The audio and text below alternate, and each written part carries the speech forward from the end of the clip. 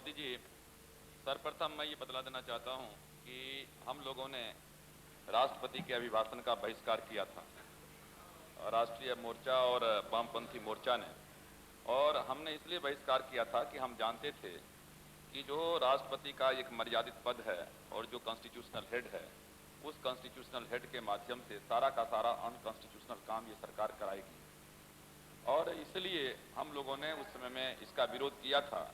और हमको जो राष्ट्रपति का अभिभाषण जो हमने पढ़ा है, उससे ये सारा का सारा शब्द जो है, एक एक वाक्य जो है सही निकलता है, संदेह की पुष्टि होती है। सभापति जी, आप हमारे चेयर के हिस्से से नहीं, लेकिन आप हमारे सबसे अच्छे मित्र हैं। आप जानते हैं कि इस देश का जो बुनियाद है, ये हमारे सामने में कॉन्स्टिट्यूशन की किताब है। और इस कॉन्स्टिट्यूशन के प्रीएम्बुल में लिखा हुआ है कि we the people of India having resolved democratic sovereign socialist secular democratic republic. लेकिन हमको आश्चर्य लगा पहली बार कि राष्ट्रपति के अभिभाषण में कहीं सोशलिस्ट शब्द का, समाजवाद का उल्लेख भी नहीं किया गया है। इतना इससे ज्यादा और क्या हो सकता है कि जिस समाजवाद की हम दुहाई देते हैं, जिस सोशलिस्टिक पैटर्न ऑफ सोसाइटी का हम उल्लेख संविधान में हमने किया है, और उसका राष्ट्रपति के अभिभाषण में कहीं उल्लेख तक नहीं हुआ। सिर्फ चोर की दाढ़ी में तिनका का सवाल होता है। इससे कितना सरकार घबरा गई है इस शब्द से, समाजवादी शब्द से, कि उसका कहीं आपने उल्लेख तक नहीं किया। और फिर शब्द क्या है, आपने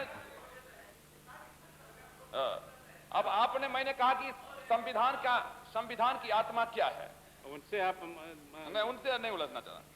संविधान की आत्मा क्या है? मैंने कहा संविधान में 4 शब्द आपके लिखे हुए हैं। एक है सॉवरेन, दूसरा है सोशलिस्टिक, तीसरा है सेकुलर, चौथा है डेमोक्रेटिक। अब मैं ये पूछना चाहता हूं कि क्या ये देश सॉवरेन है?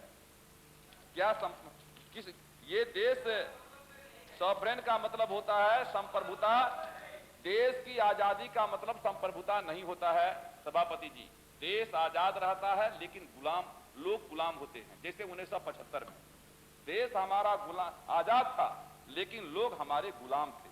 उसी तरीके से आज भले हम कह दें कि हमारा देश आजाद है, लेकिन हम जिस रास्ते पर चल रहे हैं वो रास्ता जो है आजाद, वो आर्थिक और राजनीतिक गुलामी का रास्ता है। और हिंदुस्तान तो आजाद कहने के लिए रहेगा, लेकिन आर्थिक और राजनीतिक दृष्टिकोण से हम सॉवरेन नहीं रहेंगे। ये हम आपको बतला देना चाहते हैं। क्या?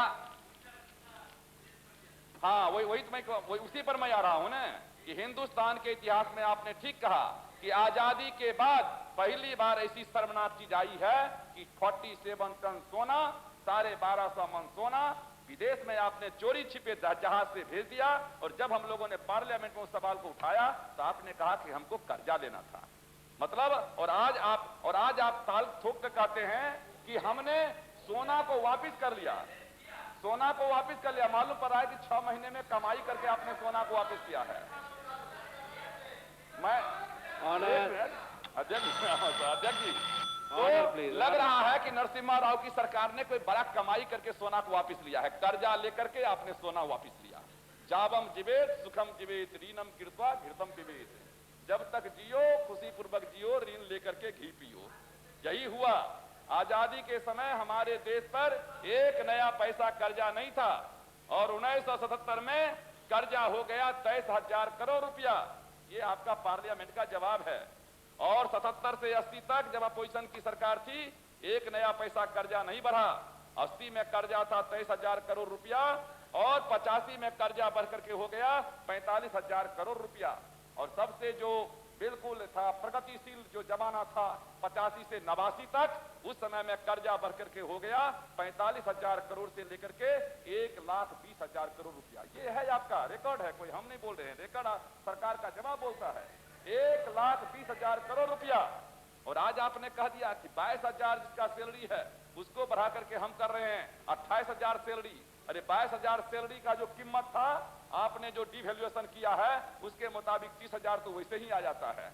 और जो रुपया का कीमत था 1,20,000 जो करोड़ कर्जा था वो बढ़ करके हो गया 1,34,000 करोड़ रुपया, और अभी जो आपने कर्जा लिया है उससे बढ़ करके हो गया 1,70,000 करोड़ रुपया विदेशी कर्जा हमारे माथे पर है। और जो बच्चा मां के पेट में है वो भी 2,000 रुपए का कर्जदार इस देश में हो गया है। और इस पर आप गर्व करना चाहते हो? गर्व करना चाहते हो, करो गर्व। तो मैं अध्यक्ष जी, मैं ये कह रहा था कि क्या आज हम क्या कहते हैं कि सॉवरेन हैं? क्या हम सोशलिस्टिक पैटर्न की तरफ जा रहे हैं या कैपिटलिस्ट पैटर्न सोसाइटी की तरफ जा रहे हैं? हमारे साथी हैं, एकदम फौज में रहे हैं, इन्होंने अपनी पूरी जिंदगी वहां गंवाई है, और आज जो है हमको शर्म हो रहा है कि वो बैठ करके के सरकार की तरफदारी कर रहे हैं। इसी के लिए आपने फौज में क्या कहते हैं कि अपना जी अध्यक्ष जी, तीसरा हमारा है सेकुलरिज्म। सेकुलरिज्म, मैं पूछना चाहता हूं कि क्या यह सरकार सेकुलरिज्म की तरफ जा रही है? एक हमारी सरकार थी जिसने सेकुलरिज्म की रक्षा के लिए अपनी सरकार को हमने कुर्बानी देने का काम किया, और एक आपकी सरकार थी जिसने कम्युनिज्म की रक्षा के लिए एयरफोर्स देने का काम किया। और आज आप क्या कहते हैं, भाषण दे रहे हो? ठीक कहा खुराना जी ने। खुराना जी का मैं तारीफ करता हूं। अरे खुराना जी तो ऐसा सांप गले में है कि लिपट गए हैं आपके, अब छोड़ने वाले नहीं है आपको। एयरफोर्स मतलब एयरफोर्स भेजा जाता है। President of India, prime minister चूंकि झंडा नहीं फहराते जोशी जी, तो आपका काम नहीं चलता। हाँ है, पैसा दिए हैं। अब देखिए पैसा भी दिया पैसा भी दिया। तो अब ये देख लीजिए कि ये सरकार, ये है गवर्नमेंट, ये भारत सरकार काम कर रही है। Please order, please order, order please. हमने जहाज का किराया दिया है, ऐसा नहीं दिया है। तो मैं कह रहा हूँ, देखिए जहाज भी दिया, पैसा भी दिया है, और उसके बाद जाकर के झंडा फहरवा दिया, और दुहाई दी जा रही है। ये देखिए, ऐसी बातें मत करिए, ये ऐसी बातें मत करिए। जो बात मैंने कही नहीं। हाँ, बस वही बात, जो बात आप करें वही सही है ना, वही सही है। तो साहब आप बैठ के आप सुनिए इनकी बात। तो पहले आप इनकी तरफ से बोल रहे थे, आज बीजेपी की तरफ से नहीं बोले। अध्यक्ष जी, सभापति जी, मैं बहुत सीरियसली कह रहा हूं। आज सवेरे आप थे यहाँ, और मैं समझता हूं कि आप सबसे most active member of parliament रहे हैं और सबसे पुराने भी। ये सरकार से सिर्फ इतना पूछा गया, और उसका सरकार के पास में अभी तक जवाब नहीं है। सरकार से पूछा गया कि आप गेहूं इंपोर्ट किए हो, आप गेहूं एक्सपोर्ट कर रहे हो, आप एक्सपोर्ट और इंपोर्ट का क्या दाम दे रहे हो, जरा सिर्फ इसको बतला दो कि किसान के पक्ष में है या किसान के विपक्ष में जाता है। हम सिर्फ जानकारी चाह रहे थे कि कितना आपने पैसा दिया, इंपोर्ट किस भाव से आप कर रहे हैं और एक्सपोर्ट किस भाव से कर रहे हैं। क्योंकि सारे सदस्यों को जानकारी है कि विदेश से जो आप अनाज मंगा रहे हैं वो ज्यादा कीमत दे करके, और अपने यहाँ क्या कहते हैं कि जो इंपोर्ट जो कर रहे हैं वो ज्यादा पैसा दे करके, और एक्सपोर्ट जो कर रहे हैं वो कम पैसा दे करके। अभी तक सरकार के पास में इसका कोई जवाब नहीं है। मेंबर ऑफ पार्लियामेंट के पास में है, लेकिन नहीं है। दूसरी बात सभापति जी, मैं ये कहना चाहता हूं, दूसरा सवाल पूछा गया, दूसरा सवाल आपसे पूछा गया, कि शायद क्या यह सही है कि क्यूबा को हम गेहूं दे रहे हैं, चावल दे रहे हैं, गेहूं दे रहे हैं, इससे अमेरिका को दुख है, और अमेरिका ने सरकार के ऊपर में दबाव डालने का काम किया है कि यदि तुम उसको दोगे तो फिर तुमको हम क्या कहते हैं कि पैसा नहीं देंगे। अब अभी तक सरकार के सामने में गेहूं नहीं देंगे, गेहूं जब नहीं दे सकता है तो कल पैसा भी नहीं दे सकता। IMF तो उसी का है। तो अभी तक सरकार के पास में इसका कोई जवाब नहीं है, और यही बात तो हम लोग शुरू से कह रहे हैं कि यह सरकार गिरवी रखती है देश की मान मर्यादा को, शान को, इज्जत को, आर्थिक सॉवरेंटी, पॉलिटिकल सॉवरेंटी, जितने तरह के हमारे हो सकते हैं सारे के सारे जाकर के वर्ल्ड बैंक, IMF और अमेरिका के कदमों में डाल करके जाकर के डालने का काम किया है। अध्यक्ष जी, मैं दूसरी बात कहना चाहता हूं, एक बात कहना चाहता हूं बुनियादी, कि हिंदुस्तान की आजादी सिर्फ स्वराज के लिए नहीं मिली थी। स्वराज का मतलब होता है आजाद, अपना राज, और सुराज का मतलब होता है सुंदर राज। क्या आज हम सुंदर राज बना पाए हैं? ये जिस तरह पार्लियामेंट का हाउस है, उसी तरह देश का 4 पिलर है। देश का 4 पिलर है। एक सोशल पिलर है, एक इकोनॉमिक पिलर है, एक पॉलिटिकल पिलर है, और एक एडमिनिस्ट्रेशन का पिलर है। जो सामाजिक दृष्टिकोण से पिछड़े हुए हैं वो आर्थिक दृष्टिकोण से भी पिछड़े हुए हैं। जो सामाजिक दृष्टिकोण से पिछड़े हुए हैं वो एडमिनिस्ट्रेटिव दृष्टिकोण से भी उनका ऊपर में कहीं जगह नहीं है। जो सामाजिक दृष्टिकोण से पिछड़े हुए हैं, पॉलिटिक्स में भी उनका कहीं ऊपर में स्थान नहीं है। नतीजा होता है कि जब कभी भी गरीब के ऊपर में जुल्म होता है तो ये आर्थिक पाया, राजनीतिक पाया और एडमिनिस्ट्रेटिव पाया, ये तीनों उसके खिलाफ में ज्वाइंट हो जाता है। और जब कभी भी बुनियादी सवाल इस देश में छेड़ा जाएगा तो उसके खिलाफ में आंदोलन होता है। अभी हमारे सुल्तानपुरी जी यहां बैठे हुए हैं। हम नहीं आर्थिक मामला की ओर मैं ले जाना चाहूंगा, चूंकि बहुत से सदस्य बोले हैं और उसी पर बोलते रहेंगे। मैं सिर्फ कहना चाहता हूं आपको सामाजिक इश्यूज के ऊपर में। आपने कहा है, राष्ट्रपति ने अपने अभिभाषण में कहा है, पेज नंबर 10 हिंदी का और पैरा नंबर 23, मेरी सरकार अनुसूचित जातियों जनजातियों की समस्या के प्रति अत्यंत जागरूक है। अनुसूचित जाति जनजाति के लोगों पर बराबर हो रही अत्याचार की घटनाओं को ध्यान में रख करके अक्टूबर 1991 में मुख्यमंत्रियों का एक विशेष सम्मेलन का आयोजन किया गया ताकि इस समस्या के समाधान पर राज्य सरकार द्वारा ध्यान दिया जाए। मैं आपसे पूछना चाहता हूं सभापति महोदय, इसी सदन में 16 घंटा तक डिबेट हुआ था।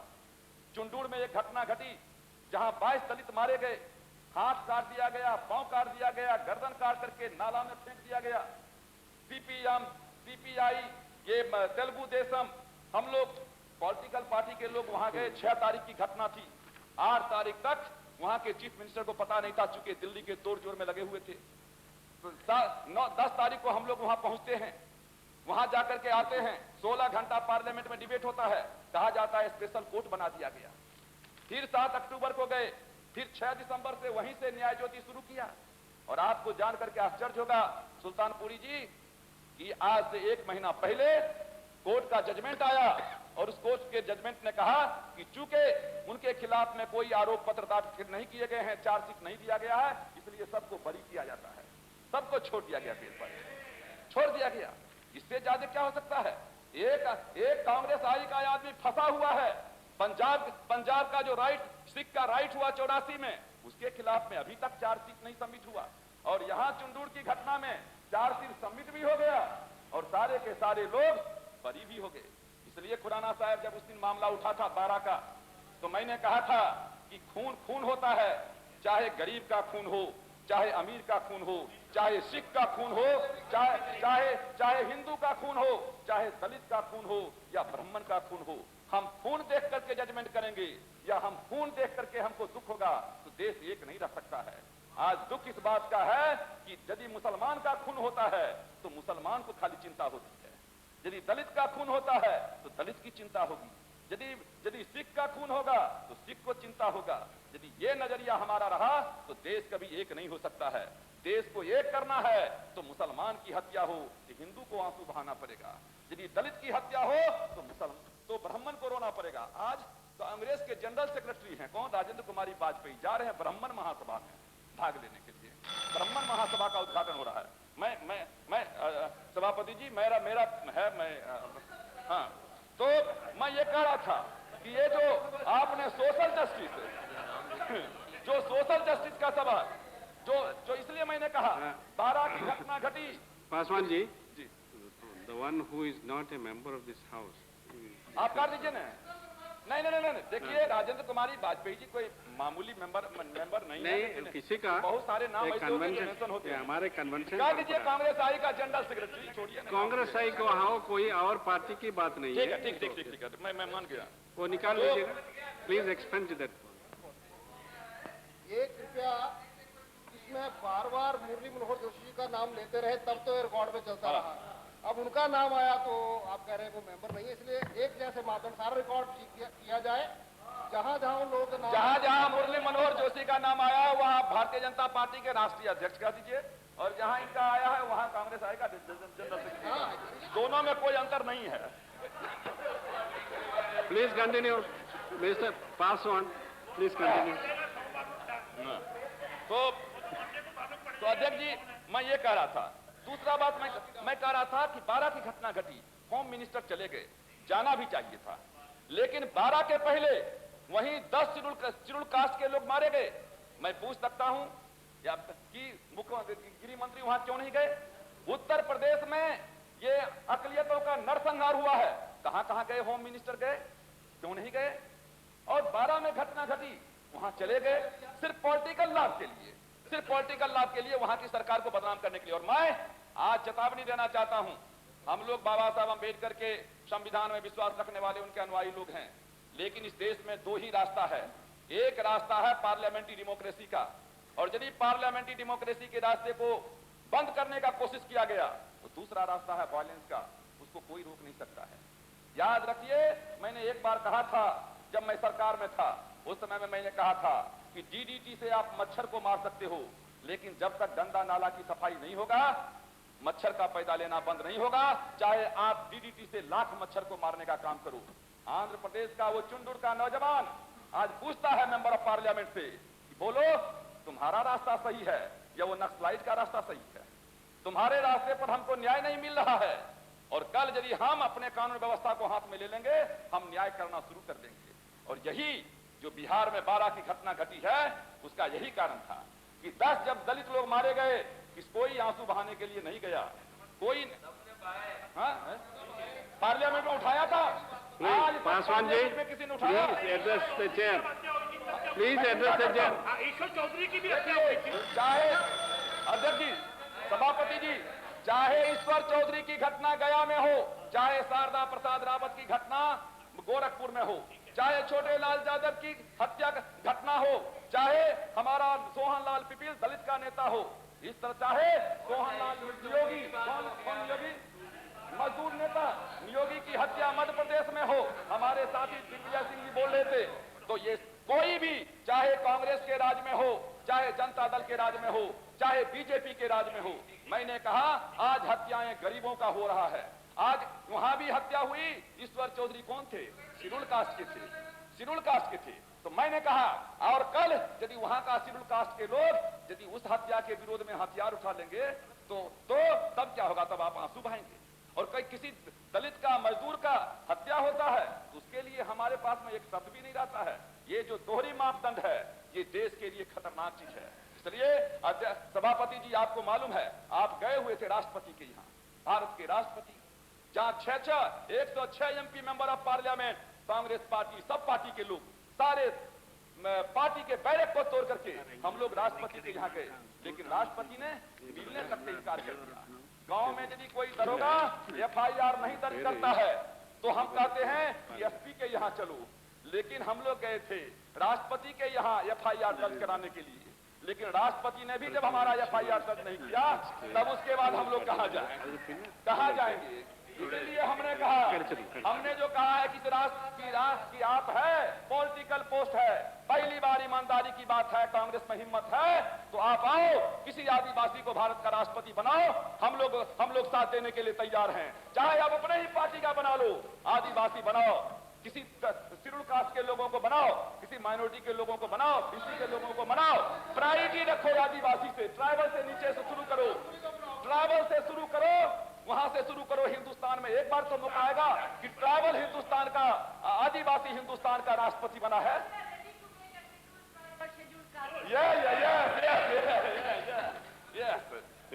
तो इसे आप चेयर की भावना को जरा बतला दीजिएगा कि सब लोगों की राय है, तो बना लिया जाए प्लीज। दूसरा always been the policy of the Congress party to make reservations for the tribals and for the scheduled castes. Madam, I support the process. Order, please.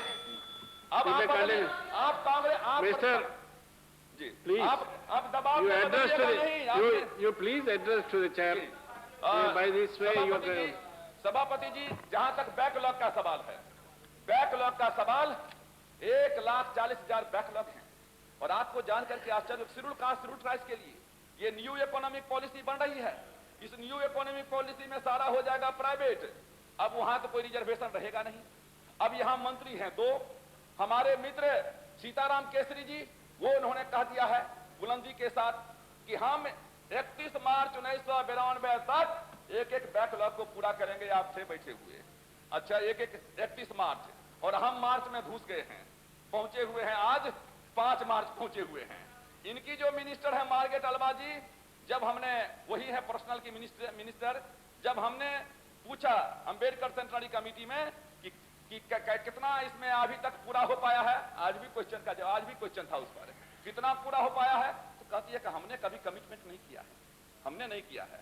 Cabinet rank का मिनिस्टर कहता है, मैंने पूछा था इसी सदन में कि आपके पास में मैजिक है, उन्होंने कहा कि हाँ मेरे पास में मैजिक है, 31 मार्च तक मैं इसको पूरा कर दूंगा। ये है जो चीज राष्ट्रीय मोर्चा की सरकार और हम लोगों ने बहुत कुछ नहीं किया था, दलितों के मन में, अकलियतों के मन में, पिछड़ों के मन में विश्वास जगाने का काम किया था। आज ये सरकार एक एक कर करके उसको खत्म करते जा रही है। मंडल कमीशन का मामला, मैंने शुरू में ही कहा था कि जनता दल इसका पार्टी नहीं बनना चाहती है और हमने कहा था कि हम नहीं जाएंगे इस सरकार के साथ में बैठने में, क्योंकि इस सरकार की नीयत साफ नहीं है। पर एक था ढपोर संघ, कहता था कि 1 लाख ले लो, तो कहता था 1 लाख क्यों ले लोगे, 2 लाख ले लो। ये ढपोर संघ की सरकार।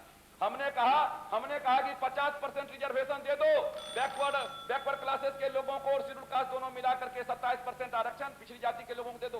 उसने कहा 27% क्यों, मैं 10% ऊंची जाति के गरीब लोगों को भी दे रहा हूं। और नतीजा क्या हुआ, सुप्रीम कोर्ट में मामला गया और 6 महीने के बाद 28 तारीख को लास्ट डेट था, 28 तारीख को, और 28 जनवरी तक भी सुप्रीम कोर्ट में ये सरकार नहीं बता पाई कि क्या इनका इकोनॉमिक क्राइटेरिया है। और नतीजा हुआ कि सुप्रीम कोर्ट ने उस चैप्टर को क्लोज कर दिया और खुला छोड़ दिया संविधान के ऊपर बहस के लिए कि बतलाओ क्या क्या मामला है। अब वहां एक है, मैं नाम नहीं लेना चाहता हूं, बहुत बड़े अपने को देश का सबसे बड़ा जूरिस्ट मानते हैं, जो वकील मानते हैं, वो क्या कहता है, कहता है ये इडियट लोग रिजर्वेशन के बल पर मिनिस्टर और क्या कहते हैं कि अफसर जाकर के बन जाते हैं। यही शब्द है, इडियट शब्द है। और इसके ऊपर में प्रतिक्रिया जब होगी इस देश में, और मैं पूछना चाहता हूं कांग्रेस पार्टी के लोगों से कि आपने मंडल कमीशन का विरोध किया था, उत्तर भारत में आपका सफाया हो गया, और जो आप दोहरी नीति लागू कर रहे हो, इस दोहरी नीति के कारण जो दक्षिण भारत का राज है वहां भी आपका सफाया होने वाला है। क्योंकि ये देश अंतोगत्वा जाता है कि किस जाति में पैदा लिए हो वहां आकर के खड़ा हो जाता है।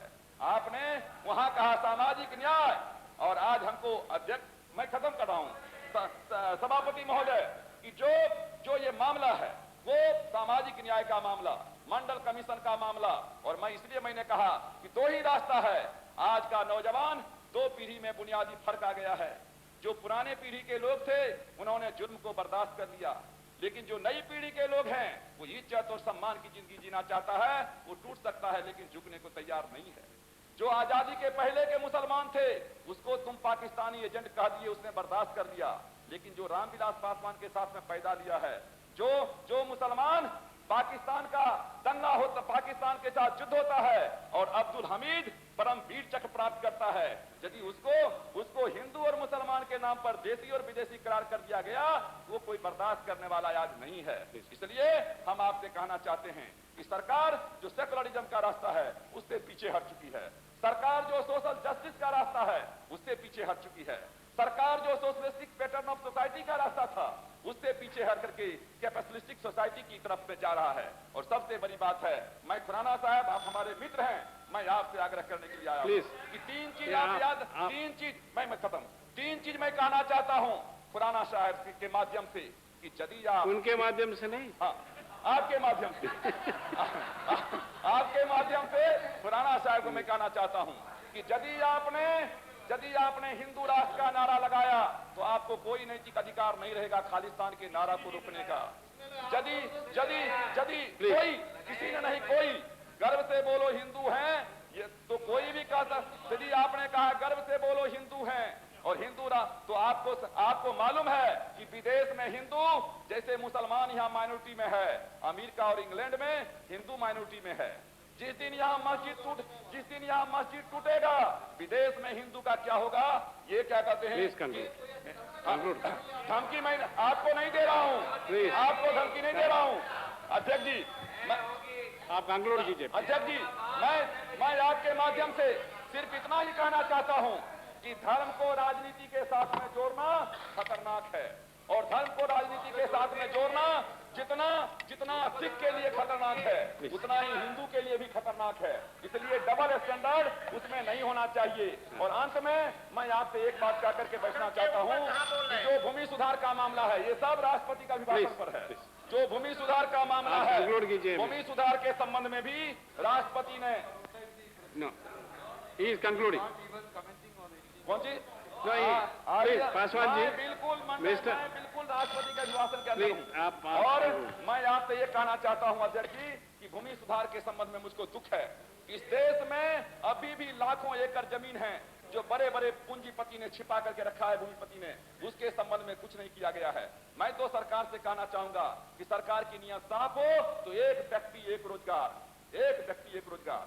यदि आप सरकारी नौकरी में रहना चाहते हो, जमीन को छोड़ो। जमीन खेती करना चाहते हो, व्यापार को छोड़ो। व्यापार में रखना चाहते हो तो सरकारी नौकरी छोड़ो। एक ही आदमी के पास में सरकारी नौकरी भी है, व्यापार भी है, खेती भी है, उद्योग भी है, मिनिस्टर भी है, सारा चीज है। कैसे इस देश में समाजवाद आएगा? और अंत में अध्यक्ष जी, मैं पंजाब का जो चुनाव हुआ है, हाँ एक लाइन में, पंजाब का जो चुनाव हुआ है, मैं फिर कहना चाहूंगा कि पंजाब की समस्या, मैं टोटली सहमत हूं खुराना साहब से कि पंजाब की समस्या को आपने पैदा किया है और पैदा करने में थोड़ा बहुत खुराना साहब का भी हाथ है। हाँ, तो मैं कहना चाहूंगा कि जो पंजाब की समस्या है इसका एक पॉलिटिकल हल से खत्म कर, एक पॉलिटिकल हल निकालने का कोशिश कीजिए। ये सरकार जब तक रहेगी इस कुर्सी पर, सिख और इनका जो संबंध है वो बिल्कुल इस तरह का है। आप जब कभी वो चुनाव का, आज वो चुनाव का बहिष्कार किया, कल आप चुनाव का बहिष्कार कर रहे थे, एक साथ दोनों आप चल नहीं सकते हो। तो आपने पंजाब का चुनाव करवाया है, फार्स है। लेकिन मैं आपसे कहना चाहूंगा कि देश की एकता अखंडता के लिए हम सभी कटिबद्ध हैं और इसमें कोई पार्टी का मामला नहीं है। हम देश को मजबूत करना चाहते हैं और संसार की कोई ताकत नहीं है कि जो भारत के ऊपर में आप उठा सके। लेकिन हम चाहेंगे कि कश्मीर का जो मामला है, जहां हमको पाकिस्तान से लड़ना है, आपको वहीं कश्मीर में भी पॉलिटिकल सोल्यूशन निकालने का काम करना चाहिए। और अंत में मैं कहना चाहूंगा अध्यक्ष जी कि चूंकि ये सरकार राजनीतिक दृष्टिकोण से, आर्थिक दृष्टिकोण से, सामाजिक न्याय की दृष्टिकोण से, सोशलिस्टिक पैटर्न ऑफ सोसाइटी की ओर से सारा का सारा अनकॉन्स्टिट्यूशनल काम पर लगी हुई है। इसलिए इस सरकार को हम गिराना चाहते हैं। हम कोई चुप चोरी नहीं रखना चाहते हैं। जितना जल्दी ये सरकार जाए उतना ही देश का कल्याण होगा। हम कितना सफल होंगे नहीं होंगे, लेकिन हमारी सारी ताकत रहेगी। ये सरकार जो देश की मान मर्यादा, आर्थिक, श्री पृथ्वीराज चौहान, को खत्म किया जाए। इन्हीं शब्दों के साथ मैं नहीं चाहते हुए भी, चूंकि आपका प्रस्ताव था अध्यक्ष जी, आपने प्रस्ताव को मूव किया था, राष्ट्रपति के अभिभाषण के प्रस्ताव को, मुझको नहीं, मेरा मन नहीं है, लेकिन मेरा दोस्ती कायम रहता है आपके प्रति।